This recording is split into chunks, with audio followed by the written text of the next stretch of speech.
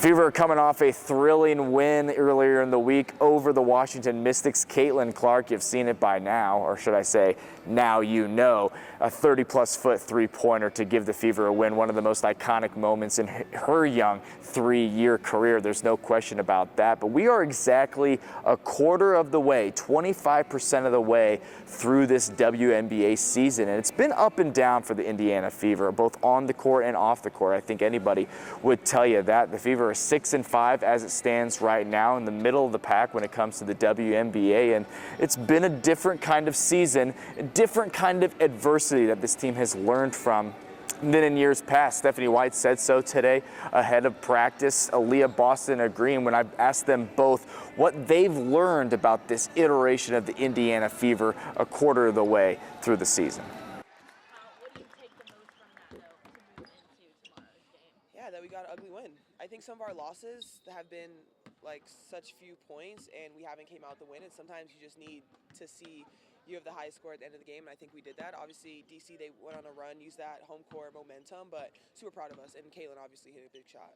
What does it say about this team's ability to have some resilience towards the end? Yeah, I think that it's getting better. I wouldn't say that we're anywhere near where we want to be, but I think for us to really get close, get down with 4 seconds left, and come out with the win is just pretty big.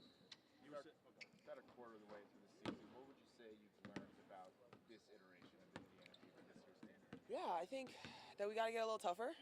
I know it's early on, but we got to get a little tougher. I think for us, just keeping the main thing, and that's focused on taking care of each possession, offensively and defensively. But honestly, we come in here and we work, and so I'm just super glad that we're stacking some wins. You set the back screen that Caitlin ran out on. Yeah. What was your vantage point of first shot? Did you think it was going to be stolen? Lexi said she thought it was from her angle.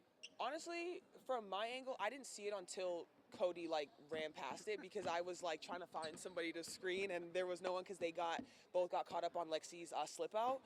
But once she shot it, I was like, cash money, or I don't know, but pray to God it went in. But there's a second left, you want to celebrate, but you have to. Yeah, I mean, for us, it was just about them getting the ball and not fouling, and making sure that we actually come out with this dub. But I mean, it was a big shot, energy was high, and great execution. What's it say about her? She had time to take a dribble to get closer, but she didn't. Why would she? Why would she? I mean, she can make it from anywhere on the floor. And I think when Caitlin's super comfortable and we saw a lot of her shots go in, that she's going to shoot it with the utmost confidence every single time. And so she did that and it went in. Majority of last season, you and Kelsey were playing together. Yeah. Was hurt. Steph said pregame last game that the big three are still kind of finding their ways to gel. Yeah. This year, in what ways do you feel that you guys are still figuring out? I think just sometimes making on-time, on-target passes.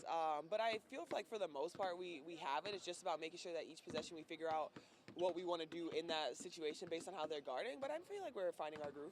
You talked about getting tougher. Just how much of that is a mentality thing, and just how you go about as a team? Yeah, I think it's all a mentality. We just have to have that want, that grittiness about us, that doesn't matter what happens on the floor. We're going to come in with the same intensity, and we're going to be ready to hoop. All right. Awesome. Thanks, guys. How does that, add some confidence? I know that wasn't minutes you wanted to lose the lead, but to be able to come out with a win there. I think it's big. I think every opportunity we have to grow throughout the course of a game and throughout the course of practice is really important. I mean, these are situations that are going to pay dividends for us, down the line, and being able to reframe and being able to stay together and come back together, I think is an important lesson for our group, and we were able to do that. Quarter of the way through the season, what would you say you've learned about this Fever team, this iteration of Fever? Yeah, I mean, I think that this is a group who wants to continue to get better, who wants to continue to grow.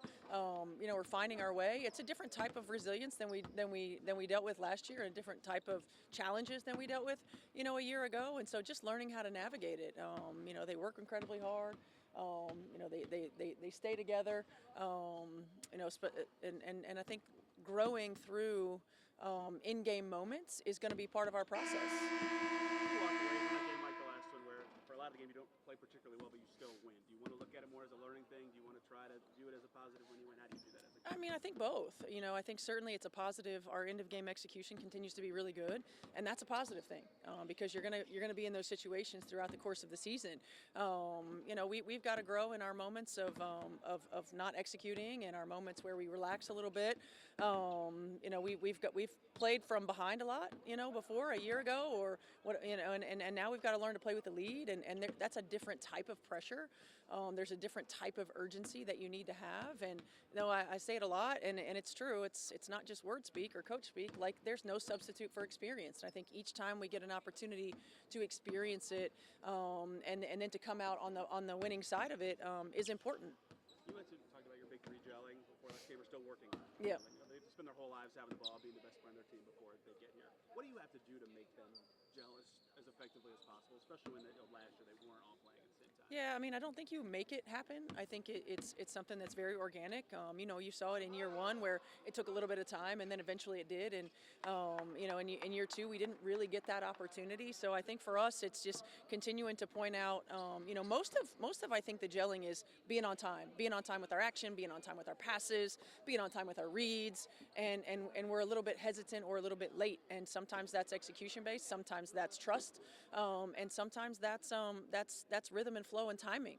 And learning when each other is hot, how we can get the ball, how can I make not just their job easier, but how can my job be easier when I get each of them more involved. And I think that's part of the process, and I think organically it happens. Leah said moving forward, you got to get tougher this season. Do you agree with that assessment? Yeah, I think so, physically and mentally tougher. Being able to handle the ebbs and flows are one thing. Being able to not put yourself in position to have some of those ebbs and flows is another. I think physically at times we also get a little bit soft. And again, it's not a collective all the time. But I think when we have one or two of those moments, being able to come together and address it in the moment, and then being able to respond to it as opposed to react to situations, I think is important growth process for our team. For Chicago, what's the key to making them be off balance and give them another? Yeah, I mean, we got to contain their guards. We've got to do a really good job. They have two of the great point guards in our league. Certainly, when you think about Cloud and Sky and their experience, championship caliber, players, we've got to contain them, and we've got to make sure that we do a good job of protecting our paint. Their bigs do a great job of diving. They do a great job of sealing. They're active on the offensive glass, so we've got to do that. And when we do that, it allows us to do what we do best, and that's get out in transition. That's play fast, which is what we want to do. So it's about our growth process, but we've certainly got to guard our yard and contain the paint. Your time with Austin predates here. When did you realize he had sharp skills of drawing up plays like the one he had to do? Yeah, I mean, Austin's always been a high IQ guy. When back in my first time here in Indiana, he was a practice player, and he played every position, and so he remembered the plays at every position. He played every great player he was Maya Moore, or he was Lauren Jackson, or he was Elena Deladon, or he was whomever, right? And just knowing tendencies and playing personnel, you could tell that he had a really high basketball IQ. And then when I brought him, with me at Vanderbilt, we would always talk X's and O's. I mean, we'd be watching games and texting back and forth, just different things that we saw. And our mindset is very similar in terms of what we look for out of our action.